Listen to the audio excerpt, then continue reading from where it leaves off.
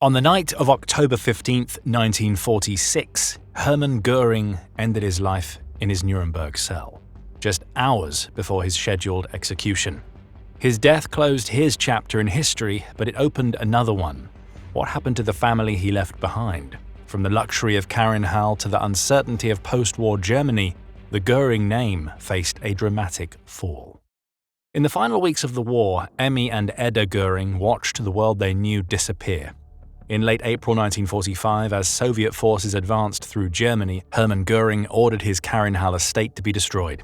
By the time the last structure was turned to rubble, Emmy and Edda were already being moved deeper into Bavaria, first toward Berchtesgaden and then into scattered Alpine retreats controlled by the collapsing Reich leadership. On May 6, 1945, US troops intercepted Göring near Rastatt, Austria. His surrender was reported within hours. Shortly afterward, Allied authorities located Emmy and Edda in the same region.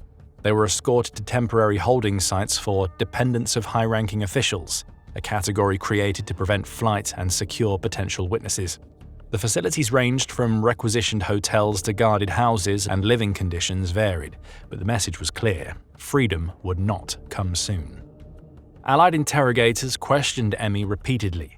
She had been one of the most visible women of the regime, often photographed alongside Hitler's inner circle. They pressed her on her influence, her wartime privileges, and her proximity to official decisions. For the first time since the 1930s, she no longer had staff, status, or protection. For Edda, the transition was even more abrupt. At just 7 years old, she moved from a household surrounded by servants and ceremonial displays to a string of unfamiliar rooms under military guard. Allied personnel noted that she remained quiet and polite, often holding tightly to a small suitcase containing a few belongings she'd been allowed to keep. She asked repeatedly when she would see her father. Meanwhile, Hermann Göring's arrest changed Emmy's legal position overnight. The Allies began a detailed inventory of the family's assets, from jewelry and furs to art pieces linked to larger restitution investigations. Personal items that Emmy attempted to keep were often confiscated for review.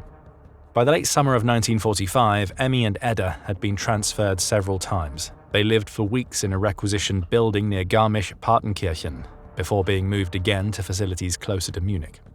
The war was over, but for the Göring family, the ordeal had only begun.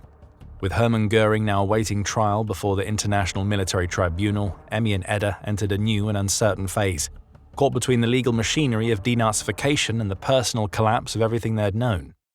As the military tribunal opened in November 1945, Hermann Göring became its most prominent defendant. His testimony, delivered across the winter and spring of 1946, dominated world headlines. He denied criminal responsibility, defended the regime's decisions, and attempted to position himself as a statesman rather than a leading architect of the war. For Emmy and Edda, still under Allied supervision, the trial meant months of uncertainty and renewed scrutiny. Allied reports noted that Emmy asked repeatedly for updates but was not permitted direct communication with her husband. The sentence came on October 1, 1946.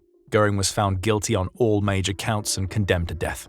Less than 2 weeks later, on October 15th, he took his own life in his cell using a hidden cyanide capsule. His death ended his role in world affairs but intensified the legal and political consequences for his family. When the news reached Emmy and Edda, observers noted a quiet but profound shock. Emmy reportedly refused to believe the details at first. Edda, then 8 years old, asked where her father had gone. Beyond the personal impact, the Nuremberg verdict triggered the full legal dismantling of the Göring estate. Allied and German authorities began formal seizure procedures, covering properties, valuables, and financial accounts. Carinhal had been destroyed, but the family still held art, jewelry, and personal collections. Much of this inventory was linked to the larger restitution efforts involving art taken from across occupied Europe. The most famous case involved the Göring art collection, one of the largest private collections assembled during the Third Reich.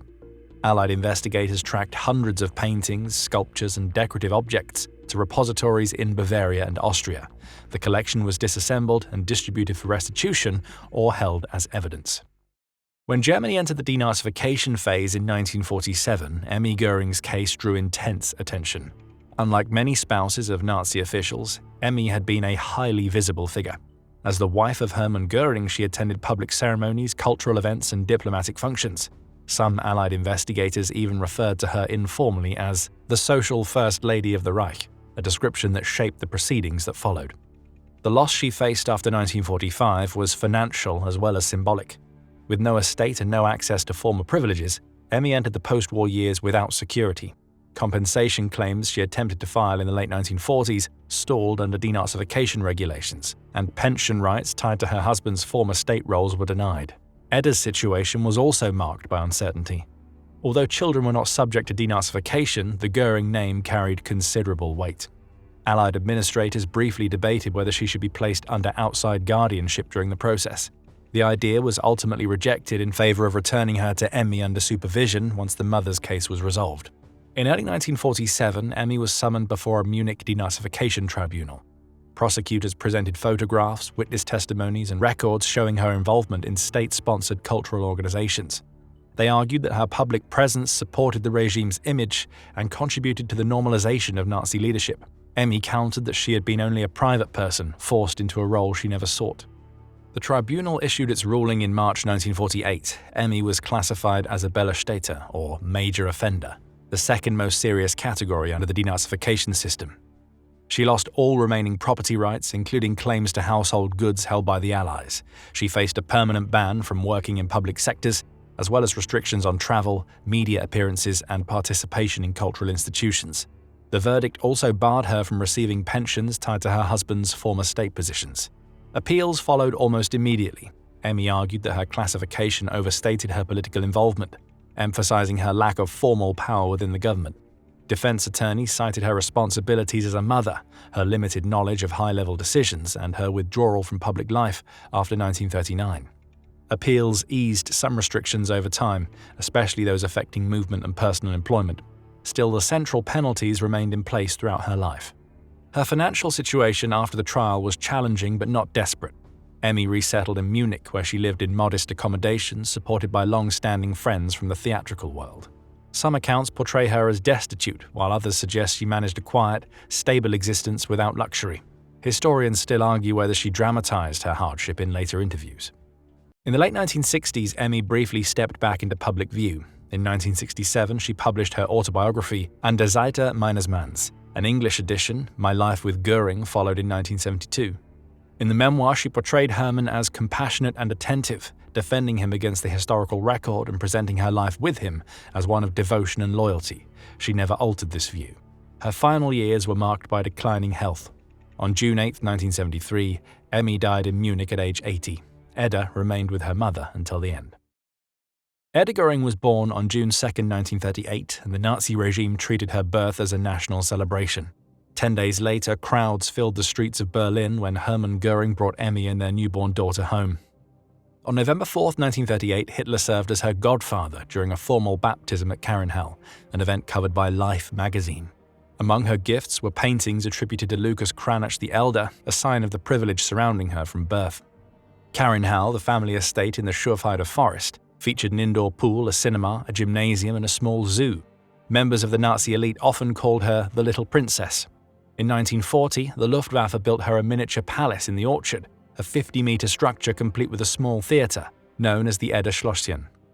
That world fell apart in 1945. For Edda Göring, childhood ended in an internment building under Allied guard. After her mother's denazification case concluded, she returned to Munich. Through the late 1940s and 50s, she tried to build a normal life, attending local schools and living with her mother in modest rooms. The name Göring ensured she lived with a label that she had not chosen and firmly refused to remove. As Edda entered adulthood, she began studying law at the University of Munich. She worked briefly as a law clerk before moving into a hospital laboratory as a medical technical assistant. She kept that career for decades, never married, and never had children. In the 1970s, Edda briefly stepped back into public life. For several years, she was closely associated with journalist Gerd Heidemann, who had purchased the Karin II, the yacht once owned by her father. Their relationship placed her in social circles where the past was often discussed openly. On board the yacht, gatherings sometimes included former figures from the wartime era, among them Karl Wolff and Wilhelm Mohnke. What set Edda apart from many descendants of Nazi leaders was her unwavering defense of her father. In interviews during the 1990s and early 2000s, she insisted her father had been a kind, protective figure in her life and claimed he had tried to restrain the excesses of the regime. When asked directly about his crimes, she simply replied that she remembered a loving father. She continued to live quietly, spending years in Schwaz, Austria, before returning to Munich. When she died on December 21, 2018, her obituary in the New York Times highlighted her unwavering loyalty, a loyalty that set her apart not only from German society, but even from members of her own extended family. Edda was not the only living descendant of Hermann Göring. His grandniece, Bettina Göring, born after the war, took a radically different path. Raised outside the immediate family structure, Bettina grew up deeply aware of the Göring legacy and the impact it carried in Germany and internationally. Unlike Edda, she rejected the family narrative entirely. Bettina moved to the United States in adulthood and later settled in New Mexico. In interviews, she openly described the burden of carrying the Göring name and spoke about the psychological weight of being related to one of the most notorious figures of the Third Reich. Her statements attracted international attention in the 2000s when she revealed that both she and her brother had voluntarily undergone sterilization. Her reasoning, as she put it, was to end the line and ensure that no future generation would inherit what she called the shadow of Göring. Bettina's decision reflected a personal attempt to break from the family legacy entirely. Her choice stood in sharp contrast to Edda's lifelong loyalty. While Edda defended her father until her final years, Bettina confronted the past head-on, discussing shame, responsibility, and the cost of inherited history. Well, that's it. If you found this video insightful, watch What Happened to Heinrich Himmler's Family After World War II next. Like this video, subscribe, and hit the bell for more History Inside. Thanks for watching, and we'll see you in the next one.